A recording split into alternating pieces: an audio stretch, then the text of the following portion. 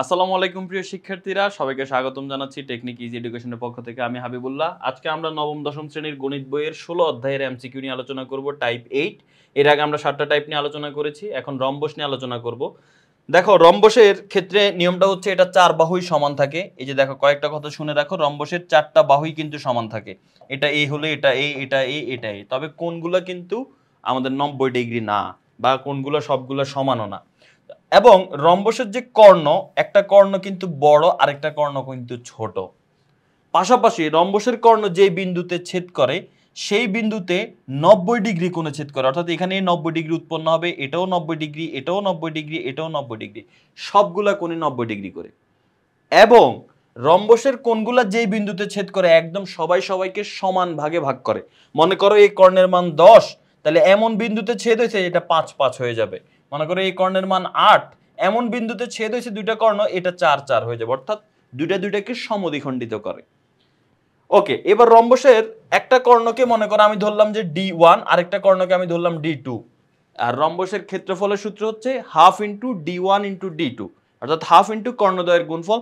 এটাই রম্বসের ক্ষেত্রফলের সূত্র। তো এখন 62 নম্বর প্রশ্নে দেখো বলা হচ্ছে রম্বসের কর্ণ দুইটা 7 আর 8, ক্ষেত্রফল কি হবে? হাফ ইন্টু কর্ণ দুইটার গুণফল, একটা হচ্ছে 7, একটা হচ্ছে 8। 7 আর 8 গুণ করলে 56, 56কে 2 দিয়ে ভাগ করলে হবে 28। তার মানে অ্যান্সার হচ্ছে কি 28, ক্ষেত্রফল 28। পরবর্তী প্রশ্নে দেখো, রম্বসের একটা কর্ণ দেওয়া আছে D1, এটার মান দেওয়া আছে তোমার 8, ক্ষেত্রফল দেওয়া আছে, তবে অপর কর্ণ D2 এর মান দেওয়া নাই। তা আমরা রম্বসের ক্ষেত্রফলের সূত্র জানি half into D1 into D2, আর এই ক্ষেত্রফলের মান কত? 40। এবার এই D1 ইন্টু D2 সমান এই দুই ভাগাকার আছে, ওই পাশে গুণ হলে কত হয়ে যাবে? 80 হয়ে যাবে। এবার D1 এর মান কত বসাই দাও? D1 এর মান তুমি 8 বসাই দাও। 8 বসাই দিলাম, আর D2 এর জায়গায় D2 থাকলো ইকুয়াল টু 80। এবার 8 গুণ আকারে আছে, ওই পাশে গেলে ভাগ হয়ে যাবে, 80কে 8 দিয়ে ভাগ করলে হবে 10। তার মানে D2 এর মান হচ্ছে 10, মানে অপর কর্ণের মান আমরা পেয়ে গেলাম 10। 64 নম্বর প্রশ্নে একটা চিত্র দিয়ে বলতেছে AB বাহুর দৈর্ঘ্য কত। দেখো এখানে AC 16 এবং BD 12 দেওয়া আছে, একটু ভালো করে খেয়াল করো। AC 16, BD 12। AC 16 বলতে কি এই পুরা কর্ণটা, একটু ভালো করে খেয়াল করো, এই যে যে কর্ণটা আছে এই পুরাটার মান হচ্ছে 16। আর AB এই পুরা BD যেটা এই পুরাটা হচ্ছে 12। আমরা আরেকবার চেক করি। হ্যাঁ, BD হচ্ছে 12 আর AC হচ্ছে 16। এখন AB যে বাহুটা আছে এই বাহুর দৈর্ঘ্য নির্ণয় করতে বলছে। দেখো এটা যেহেতু পুরাটা 16, আমি একটু আগে বলছিলাম কর্ণ দুইটা এমন বিন্দুতে ছেদ করে অর্ধেক হয়ে যায়, তার মানে শুধু এতটুক OA, এতটুক কি হবে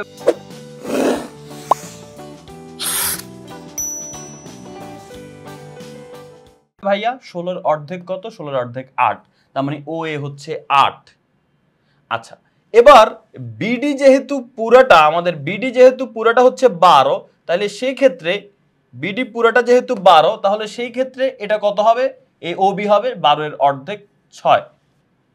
তাহলে এটা হচ্ছে 8, এটা হচ্ছে 6। এখন আরেকটা কথা আমি তোমাদেরকে বলেছিলাম টাইপের শুরুতে, যে কর্ণদ্বয় 90 ডিগ্রি কোণে ছেদ করে একটা আরেকটাকে, তার মানে এই কোণটার মান কত? 90 ডিগ্রি।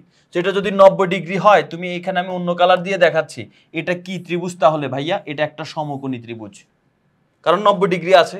আর 90 ডিগ্রির বিপরীত বাহুটা কি? অতিভুজ। আমাদের অতিভুজ ABর মানটাই বের করতে হবে। তাহলে অতিভুজ এর সূত্র কি? অতিভুজ সমান হচ্ছে রুট ওভার লম্ব স্কয়ার প্লাস ভূমি স্কয়ার। লম্ব হচ্ছে 8, 8 স্কয়ার, আর ভূমি হচ্ছে 6, 6 স্কয়ার। কারণ অতিভুজ ছাড়া বাকি যে দুইটা বাহু থাকে ত্রিভুজের, ওই দুইটাই তো হচ্ছে লম্ব আর ভূমি আর লম্ব। তাহলে 8 স্কয়ার মানে হচ্ছে 64, আর 6 স্কয়ার মানে হচ্ছে 36। 64 আর 36 যোগ করলে হয় 100, 100কে রুট করলে হয় 10। তার মানে AB এর মান হচ্ছে 10, 100 না, AB এর মান হচ্ছে 10, রুট ওভার 100 মানে হচ্ছে 10। তার মানে অ্যান্সার কি? AB এর মান আমরা পেয়ে গেলাম, AB এর মান হচ্ছে 10 সেন্টিমিটার। অ্যান্সার ক নাম্বারটা। আশা করি সবাই বুঝতে পেরেছো। না বুঝলে এই অংশটা তুমি আরেকবার দেখো এমসিকিউটা, তাহলে তোমার ক্লিয়ার হয়ে যাবে। আসো এবার আমরা এই টাইপের সর্বশেষ যে এমসিকিউটা আছে সেটা আমরা একটু দেখি। এখানে বলা হচ্ছে ABCD রম্বসের পরিসীমা কত। ABCD দেখো, আগেরটা ভালো করে বুঝলেই এটাই তুমি করতে পারবে। ABCD রম্বসের পরিসীমা বের করতে হলে এক বাহু আমাদের বের করতে হবে। তো তুমি দেখো এই বাহুটার আমাদের এখানে এই OA এটার মান দেওয়া আছে 4 সেন্টিমিটার, এবং OB এটার মান দেওয়া আছে 3 সেন্টিমিটার। তাহলে এখন রম্বসের কর্ণ যেহেতু এই AC আর BD যেহেতু কর্ণদ্বয় আমি বলেছি কত ডিগ্রি কোণে ছেদ করে? 90 ডিগ্রি, তার মানে এটা 90 ডিগ্রি। 90 ডিগ্রি যেহেতু এটা, তাহলে এই লাল ত্রিভুজটা কি একটা সমকোণী ত্রিভুজ, আর 90 ডিগ্রির বিপরীত বাহু এটা হচ্ছে অতিভুজ, এই বিটা হচ্ছে অতিভুজ।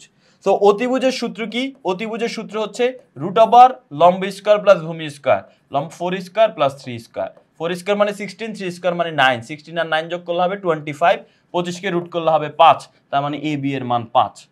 এখন রম্বসের পরিসীমা হচ্ছে 4 ইন্টু এক বাহু। এক বাহু কত ভাই পাইছি? ভাই এক বাহু পাইছি 5, তাহলে 4 আর 5 গুণ করলে কত হয়? 4 5 20, তাহলে অ্যান্সার কি? অ্যান্সার হচ্ছে 20। এখন তুমি যদি 20 দাগায় দাও তাহলে কিন্তু অ্যান্সার ভুল হয়ে যাবে। কেন? তোমাকে প্রশ্নটা ভালো করে পড়তে হবে।